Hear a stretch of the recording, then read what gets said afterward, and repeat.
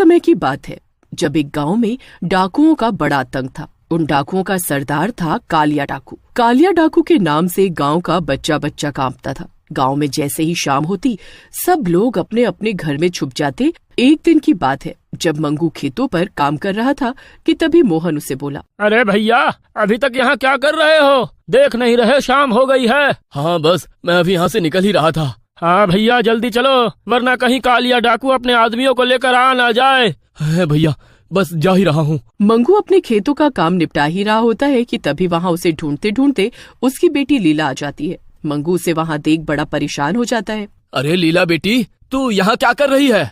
बाबूजी, मैं तो आपको ही ढूंढने आई हूँ। माँ कब से आपकी राह देख रही है और आप घर नहीं आए, इसीलिए उन्होंने मुझे आपको बुलाने भेजा है। ठीक है, चलो जल्दी घर चलते हैं। मंगू और लीला दोनों घर की तरफ आने लगते हैं कि तभी कालिया डाकू की बंदूक की आवाज आती है। क्या बात है, गांव में अभी से इतना सन्नाटा छाया हुआ है। लगता है सब मेरे डर से जल्दी सो गए। कालिया डाकू की आवाज सुनकर मंगू और लीला की हालत खराब हो जाती है। अरे बेटी जल्दी जल्दी चलो, कालिया डाकू ने हमें देख लिया तो जान से मार डालेगा।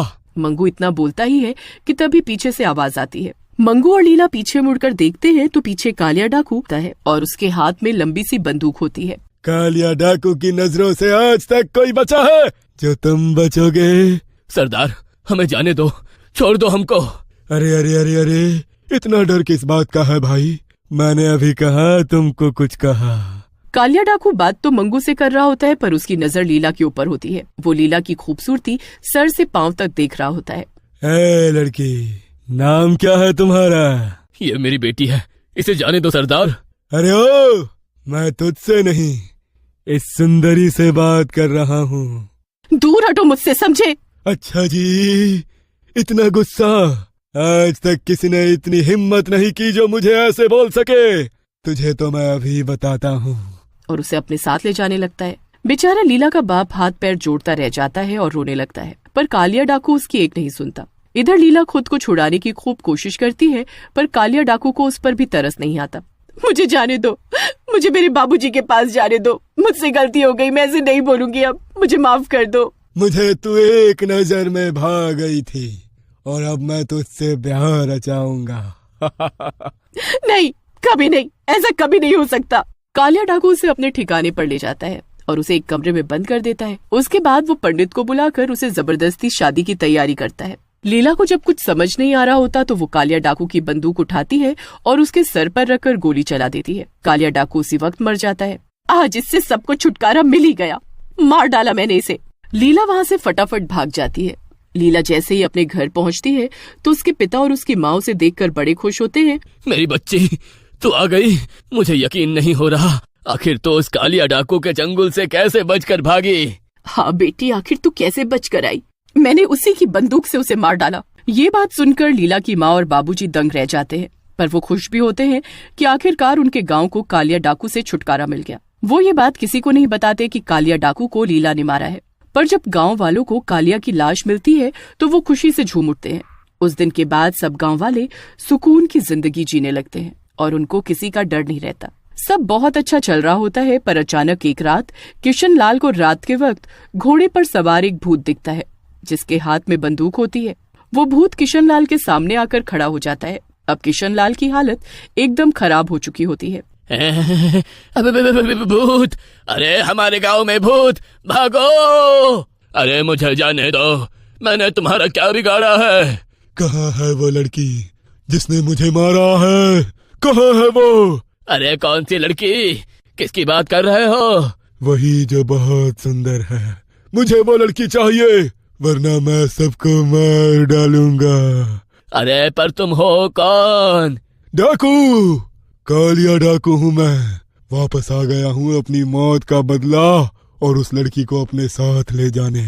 जाओ जाकर बता दो सब गांव वालों को कि अगर मुझे वो लड़की नहीं मिली तो मैं गांव की सभी लड़कियों को मार डालूंगा। किशन लाल रात के अंधेरे में भागता हुआ गांव वालों को जाकर उठाता है। अरे वो आ गया है, कालिया डाकू आ गया है। ये बात सुनकर सब गांव वाले हैरान रह जाते हैं क्योंकि कालिया डाकू तो मर चुका होता है। अरे पर वो तो मर चुका है ना? हाँ वो मर चुका है और अब उसका भूत आया है अपनी मौत का बदला लेने। किशन लाल फिर सारी बात गांव वालों को बताता है। अगले दिन शीला और लीला की माँ कुएं पर पानी भर रहे होते हैं और तभी शीला लीला से बोलती है, तुमको तो पता ही होगा कि आखिर वो कालिया डाकू का भूत गांव में वापस आ गया है। बोल रहा था कि उसे किसी गांव की लड़की नहीं मारा है और अब उस भूत को उसी लड़की की तलाश है। वो लड़की अगर उसे ना मिली तो वो उस गांव की एक लड़की को उठाकर ले जाएगा। घर जाकर वो सारी बात लीला और उसके बाबूजी को बताती है। हे भगवान, ये क्या हुआ? अब हम क्या करेंगे?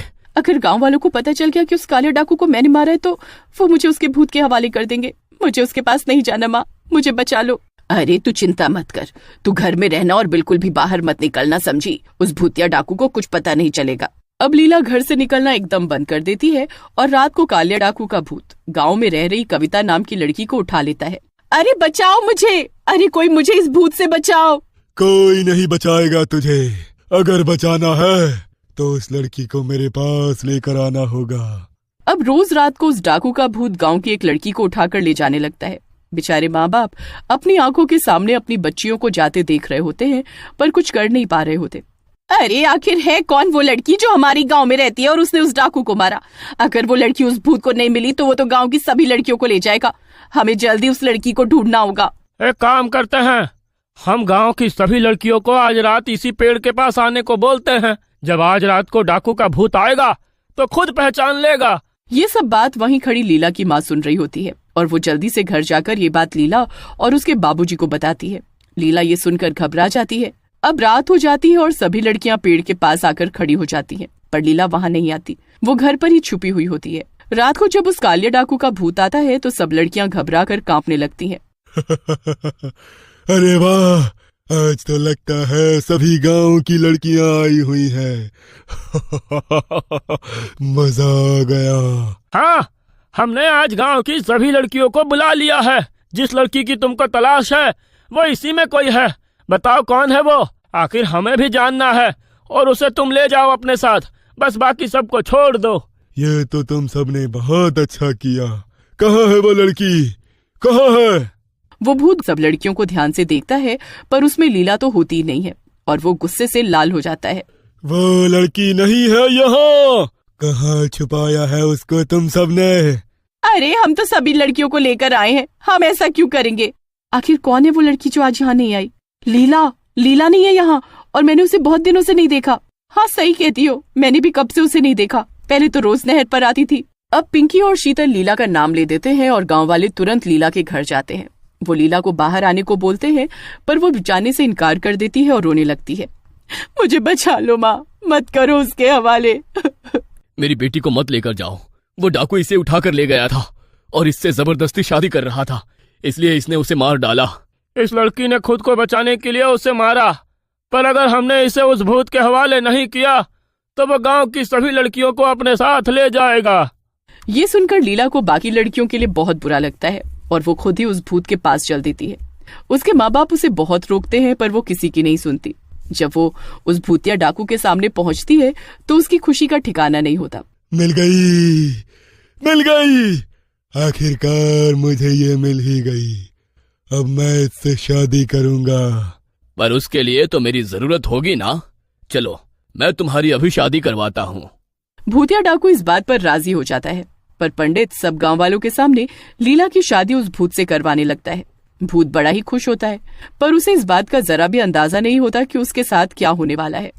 जैसे ही वो भूत अपने हाथ से पंडित की दी हुई सामग्री अग्नि में डालता है वो उसी में भस्म हो जाता है। मिल गई इसे मुक्ति और हम सबको भी। गांव वाले खुशी से झूम उठते हैं। लीला और उसके माँ बाप भी खुशी से रोने लगते हैं। सभी लड़कियां वापस आ जाती हैं और पूरा गांव खुशहाली की जिंदगी जीने लगता है।